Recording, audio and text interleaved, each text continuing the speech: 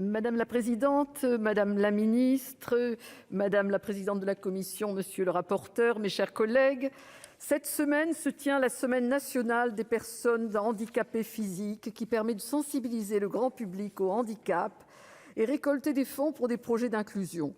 Signe que le chemin est encore long pour parvenir à construire une société réellement inclusive pour ces 12 millions de Français qui souffrent de handicap. Alors devons-nous y voir un signe avec cette proposition de loi qui prévoit d'individualiser l'allocation aux adultes handicapés, AAH, en supprimant la prise en compte des revenus du conjoint dans le calcul du montant versé. Le Sénat avait rejeté une telle disposition en octobre 2018, considérant que la solidarité familiale devait s'exercer avant la solidarité nationale. Par ailleurs, il n'était pas responsable d'adopter une telle mesure en l'absence de chiffrage financier. Cette disposition a été reprise et adoptée à l'Assemblée nationale. Le recueil de 100 000 signatures sur la plateforme de pétition du Sénat a permis son inscription à l'ordre du jour de notre Assemblée. La question de la cohérence de notre système social a été soulevée par Madame la ministre, ici présente, chargée des personnes handicapées. Si nous individualisons l'AAH, il nous faudra justifier auprès des personnes concernées le maintien de la prise en compte des revenus du foyer dans le calcul des autres minima sociaux, tels que le revenu de solidarité active ou l'allocation de solidarité aux personnes âgées. Ce ne sont pas des prestations universelles, mais des ressources complémentaires destinées à venir en aide aux personnes qui en ont le plus besoin. Le calcul actuel de l'AAH tient compte d'un plafond de ressources de 3 000 € si le bénéficiaire travaille et de 2 270 € si c'est son conjoint, en raison d'un abattement supérieur à 50 % sur les revenus du bénéficiaire et de 28 % sur les revenus du conjoint. Une alternative crédible à la déconjugalisation aurait été d'augmenter l'abattement qui s'applique sur les revenus du conjoint et d'aligner les deux plafonds de ressources à 3 000 €. Il me semble que ce dispositif contribuerait à renforcer la justice sociale à l'égard des personnes en situation de handicap les plus fragiles économiquement, sans présenter de risque de dérapage financier.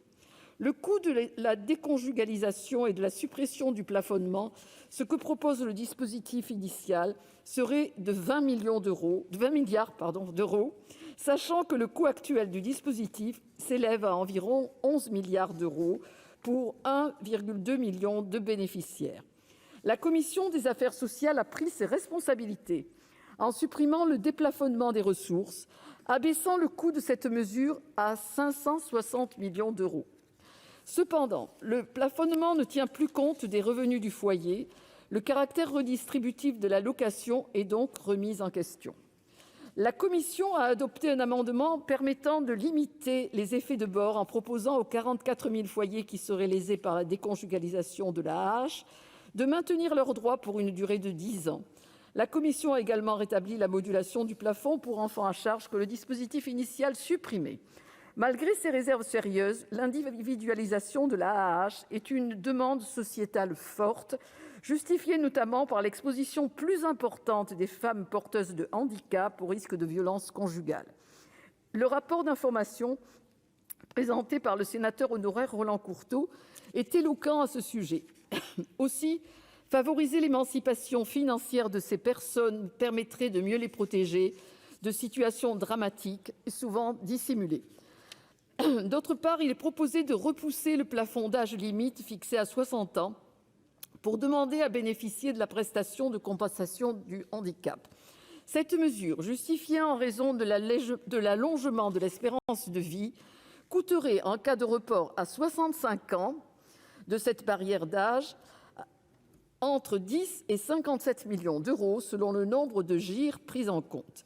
La PCH étant cofinancée par les départements, il conviendra de travailler de façon concertée à la définition de la nouvelle limite d'âge.